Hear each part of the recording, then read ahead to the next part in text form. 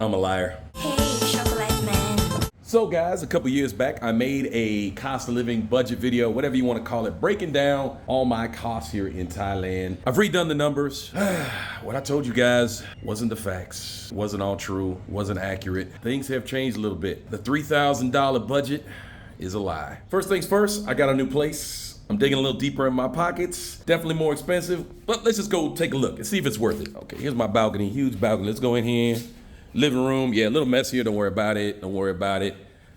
All the way, we're still walking, and we're walking. Little kitchen over there, big old bedroom over here, and then we got the bathroom. Yeah, all that, big ass tub, I love my tub. But the point being, I used to pay $20,000 a month for my condo, which was fabulous, not to mention the bot rate was about 38 back then. Now I pay 27,000 and the bot rate is 34. So I pay anywhere between $775 and $800 a month. It's okay though, we're gonna be all right, I think. Keep watching the whole video to see what happens. All right, chocolate man, we talked about rent. What about utilities? What are you paying for all that stuff? Well, we're gonna have that all listed here. We're gonna start out of here at 7-Eleven. Why 7-Eleven? Because this is probably where you're gonna pay your power bill. How much is my power each month? It varies a lot because I run a lot of electronics. So the first month I was in my apartment, it was over 6,000 baht. But I think for October it was a little more reasonable. I'll have that price for you right there. And then we'll talk about phone, cable, all the other stuff here in a second.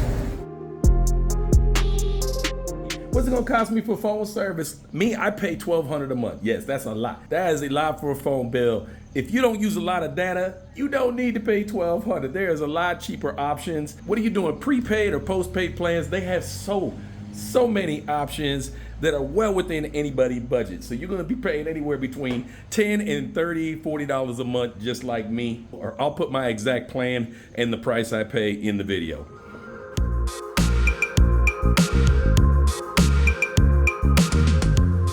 Who are we kidding? We all love the internet. We gotta have our Netflix and our Hulu. We gotta have our YouTube, and we've gotta have our daily drama on the internets. So we definitely gonna have to pay for some internets. How much is that costing me? Well, it's very common when you're living in a condo. The service provider is usually 3BB, and it's very common to pay the bill one time a year. I paid 7,000 something. I'll have the exact price in there for 1 year of 500 megabytes up, 500 megabytes down service, and it's very close. It's very close. It's very fast. Megabits, yes, I gotta say it right. Somebody freaked out. I said megabytes in my last video. Megabits, 500 megabits up, 500 megabits down for 7,000 something a year. I'll take it. Oh, that's fiber, by the way, fiber internet. Gold. Whew. Water is by far going to be one of the most impactful things that you pay for in Thailand. It is absolutely absurd what you're going to pay for water. I told you guys, I love my bathtubs. Yes, I'm in my bathtub, fully clothed right now to add element and drama to the video. Is it working? Okay, not really. But yeah, my water bill, I think the highest water bill I paid here was 200 baht a month, about $6. But we'll add it in there just so you guys know. I want to be completely transparent on my monthly bills, or we'll get dirty comments. Well, we're gonna get dirty comments anyway, but it's okay. People always get it better, faster, and cheaper than I do, and that's okay. It's fine.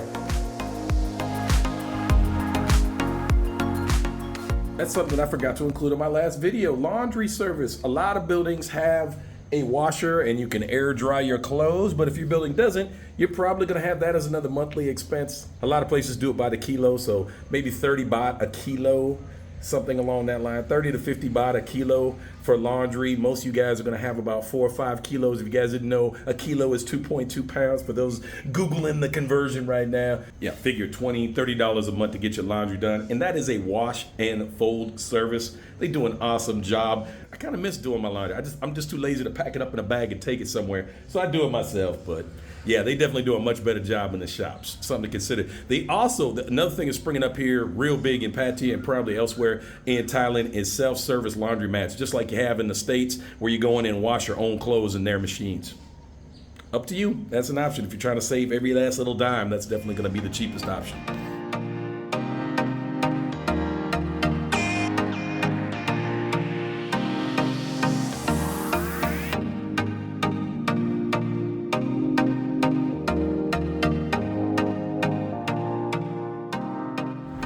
And Chocolate Man showing us Pizza Hut, Taco Bell, and now Macro, the food service center here. Open to the public, usually services like big restaurants, that type of thing. But yeah, you can go in here too and buy food in bulk if you like. But yes, we need to talk about food. Huge item for me, guys. I'm a fat boy. So what do I do about food and how much does that cost me? Well, for me, I pretty much eat out every single day. Nothing stopping you from going to big stores like Macro or Big C or any of the other many different types of grocery stores they have here in Pattaya and throughout Thailand. I order off of Grab almost exclusively. So I'm gonna try and add up all my Grab orders for the month of October and let you guys know how much that was. Probably be a little embarrassing for me, but I don't care. I eat out every day, guys. It's just convenient for me. I think it's affordable. You guys might be like, oh my God, he spends way too much money on food. Doesn't matter, it's my budget, so it works for me.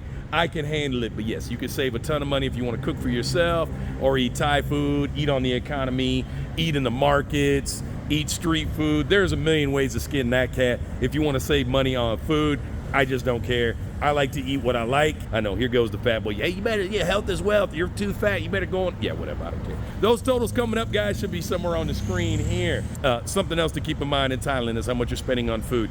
For some people, it will be a significant part of their budget like it is for me. Something to think about. I always try to rent condos that have good amenities. So my condo has a pretty nice gym. You could definitely get your daily workout in there, no problem. But if your condo doesn't have it, or you're living in a house and it doesn't have it, or you don't have any physical fitness equipment, you might be thinking about a gym membership. What is that gonna cost me? I have seen gyms here as much as $100 a month and as low as like $10 a month. There are gyms for all shapes, sizes. They have outdoor gyms, indoor gyms, gyms with all kinds of fitness programs and trainers. They got every kind of gym you can imagine here. So yeah, it's probably what you'll spend on that if you're considering using a gym.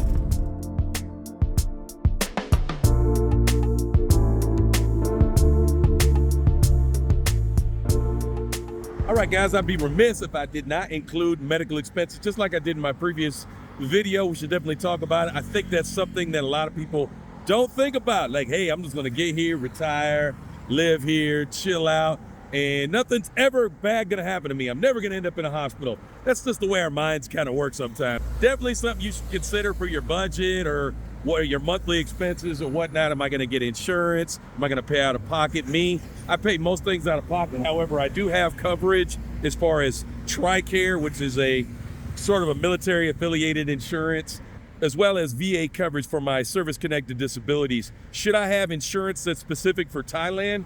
That's gonna be up to you. Maybe, maybe not.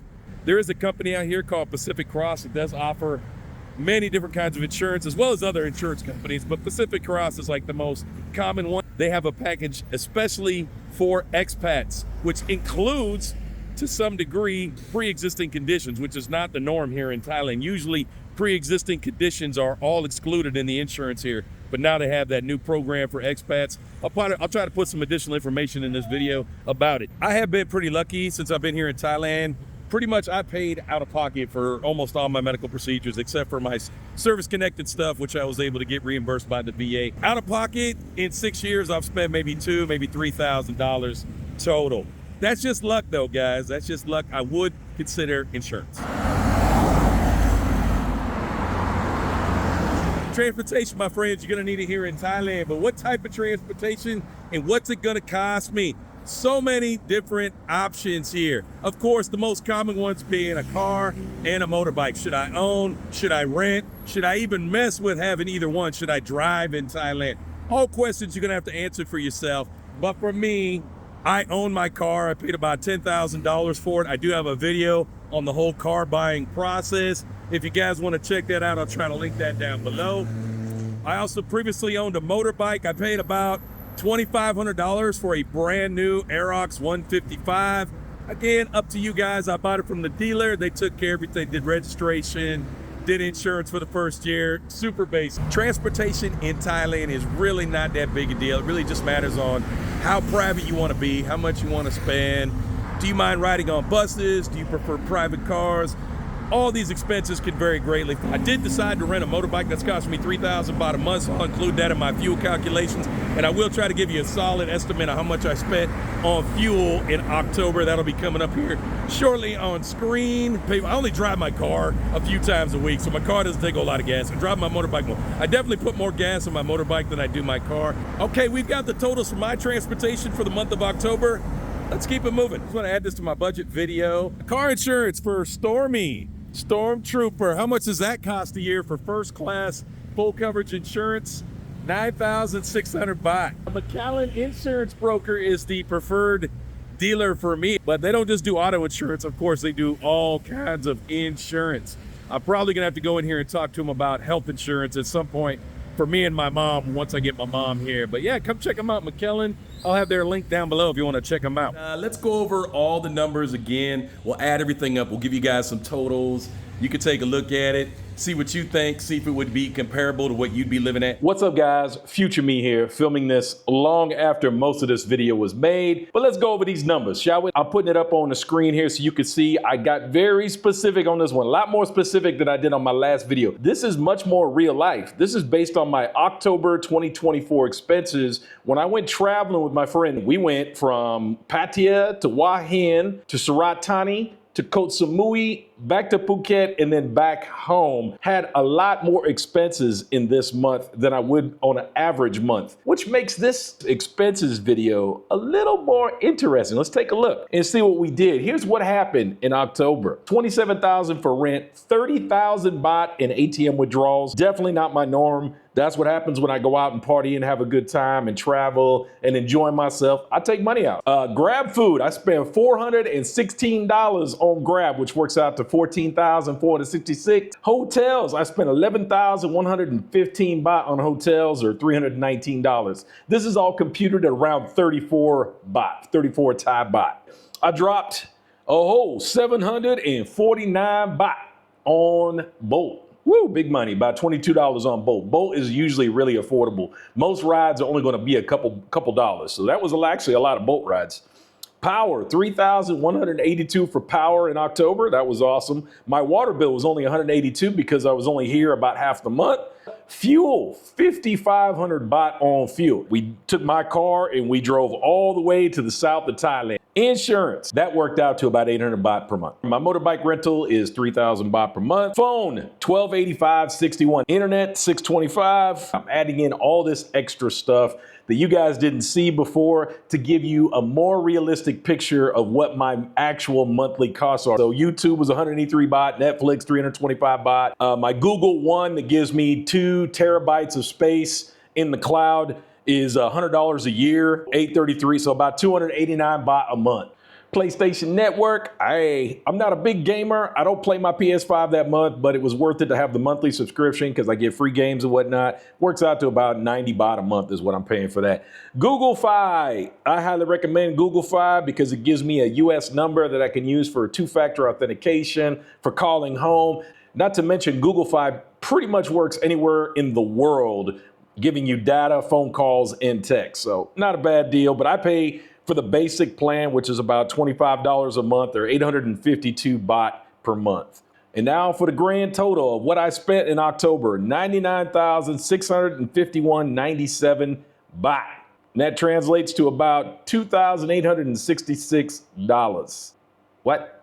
If we go back and look at my previous video, my totals for that were 102,800 baht, which came up to $2,956, and that was computed at 38 baht. Now, I had a different situation there where I was renting cars and doing some things that were different. Even though the baht rate was more favorable at that time at 38, I had more expenses. So my expenses have actually come down. That worked out. Anyway, on to past me.